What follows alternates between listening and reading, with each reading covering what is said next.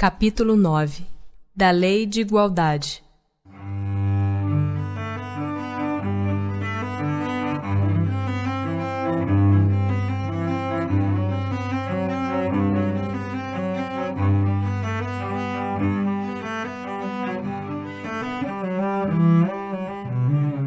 Igualdade natural. Perante Deus, são iguais todos os homens? Sim. Todos tendem para o mesmo fim, e Deus fez suas leis para todos. Dizeis frequentemente: o sol, luz para todos, e enunciais assim uma verdade maior e mais geral do que pensais. Desigualdade das aptidões. Por que não outorgou Deus as mesmas aptidões a todos os homens? Deus criou iguais todos os espíritos, mas cada um destes vive há mais ou menos tempo e, consequentemente, tem feito maior ou menor soma de aquisições. A diferença entre eles está na diversidade dos graus da experiência alcançada e da vontade com que obram, vontade que é o livre-arbítrio. Daí o se aperfeiçoarem uns mais rapidamente do que outros, o que lhes dá aptidões diversas. Necessária é a variedade das aptidões, a fim de que cada um possa concorrer para a execução dos desígnios da providência, no limite do desenvolvimento de suas forças físicas e intelectuais. O que um não faz, outro o fará. Assim é que cada qual tem o seu papel útil a desempenhar. Demais, sendo solidários entre si todos os mundos, necessário se torna que os habitantes dos mundos superiores, que na sua maioria foram criados antes do vosso, venham habitá-lo, para vos dar o exemplo. Passando de um mundo superior a outro inferior, conserva o espírito integralmente as faculdades adquiridas?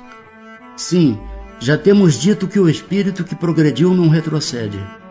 Poderá escolher no estado de espírito livre um invólucro mais grosseiro ou posição mais precária do que aquelas que já teve. Porém, tudo isso para lhe servir de ensinamento e ajudá-lo a progredir. Desigualdades sociais. É lei da natureza a desigualdade das condições sociais? Não. É obra do homem e não de Deus. Algum dia essa desigualdade desaparecerá? Eternas somente as leis de Deus o são. Não vês que dia a dia ela gradualmente se apaga? Desaparecerá quando o egoísmo e o orgulho deixarem de predominar. Restará apenas a desigualdade do merecimento. Dia virá em que os membros da grande família dos filhos de Deus deixarão de considerar-se como de sangue mais ou menos puro. Só o espírito é mais ou menos puro, e isso não depende da posição social. Que se deve pensar dos que abusam da superioridade de suas posições sociais para em proveito próprio oprimir os fracos? Merecem censura. Ai deles! Serão a seu turno oprimidos.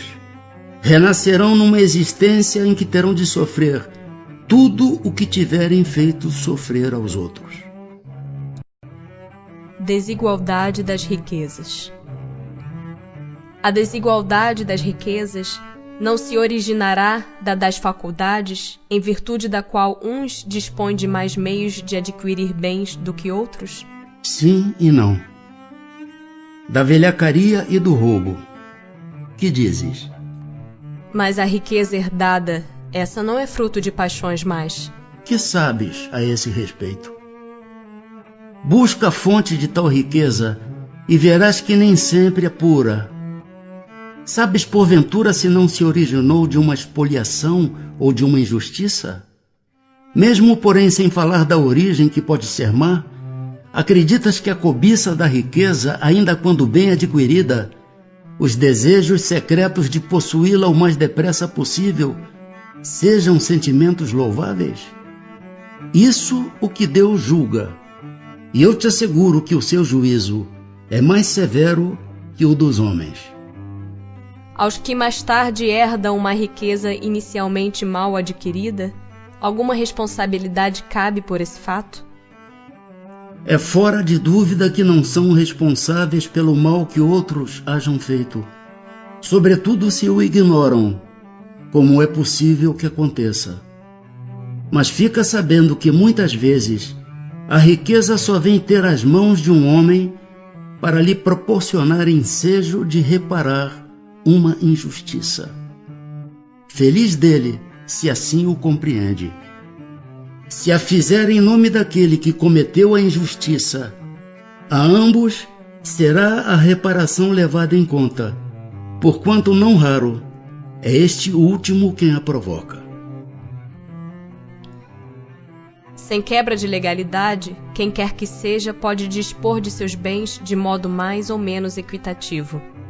Aquele que assim proceder será responsável depois da morte pelas disposições que haja tomado? Toda ação produz seus frutos. Doces são os das boas ações, amargos sempre os das outras. Sempre entendei-o bem. Será possível, e já terá existido, a igualdade absoluta das riquezas? Não, nem é possível. A isso se opõe a diversidade das faculdades e dos caracteres. Há, no entanto, homens que julgam ser esse o remédio aos males da sociedade. Que pensais a respeito? São sistemáticos esses tais, ou ambiciosos, cheios de inveja. Não compreendem que a igualdade com que sonham seria a curto prazo desfeita pela força das coisas. Combatei o egoísmo, que é a vossa chaga social, e não corrais atrás de quimeras. Por não ser possível a igualdade das riquezas, o mesmo se dará com o bem-estar? Não. Mas o bem-estar é relativo e todos poderiam dele gozar, se entendessem convenientemente. Porque o verdadeiro bem-estar consiste em cada um empregar o seu tempo como lhe apraza, e não na execução de trabalhos pelos quais nenhum gosto sente.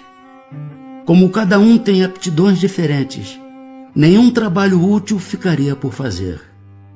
Em tudo existe o equilíbrio. O homem é quem o perturba. Será possível que todos se entendam? Os homens se entenderão quando praticarem a lei de justiça. Há pessoas que por culpa sua caem na miséria. Nenhuma responsabilidade caberá disso à sociedade? Mas certamente. Já dissemos que a sociedade é muitas vezes a principal culpada de semelhante coisa. Demais, não tem ela que velar pela educação moral dos seus membros? Quase sempre é a má educação que lhes falseia o critério, ao invés de sufocar-lhes as tendências perniciosas. As provas de riqueza e de miséria. Por que Deus a uns concedeu as riquezas e o poder e a outros a miséria? Para experimentá-los de modos diferentes. Além disso, como sabeis, essas provas foram escolhidas pelos próprios espíritos, que nelas, entretanto, sucumbem com frequência. Qual das duas provas é mais terrível para o homem? A da desgraça ou a da riqueza? Tanto uma quanto outra. A miséria provoca as queixas contra a providência.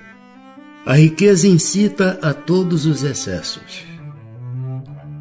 Estando o rico sujeito a maiores tentações, também não dispõe, por outro lado, de mais meios de fazer o bem? Mas é justamente o que nem sempre faz. Torna-se egoísta, orgulhoso e insaciável. Com a riqueza, suas necessidades aumentam, e ele nunca julga possuir o bastante para si unicamente. Igualdade dos direitos do homem e da mulher. São iguais perante Deus o homem e a mulher, e têm os mesmos direitos? não outorgou Deus a ambos a inteligência do bem e do mal e a faculdade de progredir? Donde provém a inferioridade moral da mulher em certos países? Do predomínio injusto e cruel que sobre ela assumiu o homem. É resultado das instituições sociais e do abuso da força sobre a fraqueza. Entre homens moralmente pouco adiantados, a força faz o direito. Com que fim, mais fraca fisicamente do que o homem, é a mulher? Para lhe determinar funções especiais. Ao homem, por ser o mais forte, os trabalhos rudes, à mulher, os trabalhos leves. A ambos o dever de se ajudarem mutuamente a suportar as provas de uma vida cheia de amargor. A fraqueza física da mulher não a coloca naturalmente sob a dependência do homem?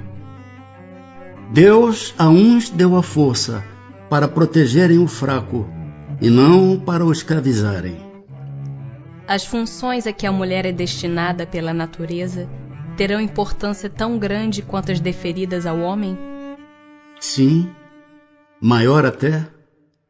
É ela quem lhe dá as primeiras noções da vida. Sendo iguais perante a lei de Deus, devem os homens ser iguais também perante as leis humanas? O primeiro princípio de justiça é este: não façais aos outros o que não quererias que vos fizessem. Assim sendo, uma legislação, para ser perfeitamente justa, deve consagrar a igualdade dos direitos do homem e da mulher? Dos direitos, sim. Das funções, não. Preciso é que cada um esteja no lugar que lhe compete. Ocupe-se do exterior o homem e do interior a mulher, cada um de acordo com a sua aptidão. A lei humana, para ser equitativa, deve consagrar a igualdade dos direitos do homem e da mulher. Todo privilégio a um ou a outro concedido é contrário à justiça. A emancipação da mulher acompanha o progresso da civilização. Sua escravização marcha de par com a barbárie. Os sexos, além disso, só existem na organização física. Visto que os espíritos podem encarnar num e noutro, sob esse aspecto, nenhuma diferença há entre eles. Devem, por consequência, gozar dos mesmos direitos. Igualdade perante o túmulo. Donde nasce o desejo que o homem sente de perpetuar sua memória por meio de monumentos fúnebres? Último ato de orgulho. Mas a suntuosidade dos monumentos fúnebres não é antes devida mais das vezes aos parentes do defunto, que lhe querem honrar a memória, do que ao próprio defunto? Orgulho dos parentes, desejosos de se glorificarem a si mesmos. Oh, sim, nem sempre é pelo morto que se fazem todas essas demonstrações. Elas são feitas por amor próprio e para o mundo, bem como por ostentação de riqueza. Supões, porventura, que a lembrança de um ser querido dure menos no coração do pobre, que não lhe pode colocar sobre o túmulo senão uma singela flor? Supões que o mármore salva do esquecimento aquele que na terra foi inútil? Reprovais, então, de modo absoluto a pompa dos funerais? Não. Quando se tenha em vista honrar a memória de um homem de bem, é justo e de bom exemplo.